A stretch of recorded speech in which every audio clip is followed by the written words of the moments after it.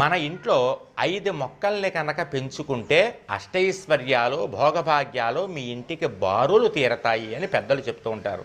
ఆ 5 మొక్కలు ఏమిటనేది ఇప్పుడు తెలుసుకుందాం. మొదటి మొక్క ప్రతి ఇంట్లోనూ ఉండవలసినటువంటి తులసి మొక్క. అది కృష్ణ తులసి కానీ లక్ష్మీ తులసి కానీ లేదా రెండుగా కలిసి కానీ ఇంట్లో పెంచుకోవచ్చు. రెండవ మొక్క బిల్వ వృక్షం, మారేడు మొక్క. ఆ మారేడు మొక్కను మీరు ఒక కుండీలో పెట్టుకోవచ్చు. మంచి స్థలం ఉంటే కనుక చక్కగా నేలలో కూడా పాతి పెట్టుకోవచ్చు. అది సాక్షాత్తు శివస్వరూపము, లక్ష్మీ స్వరూపం.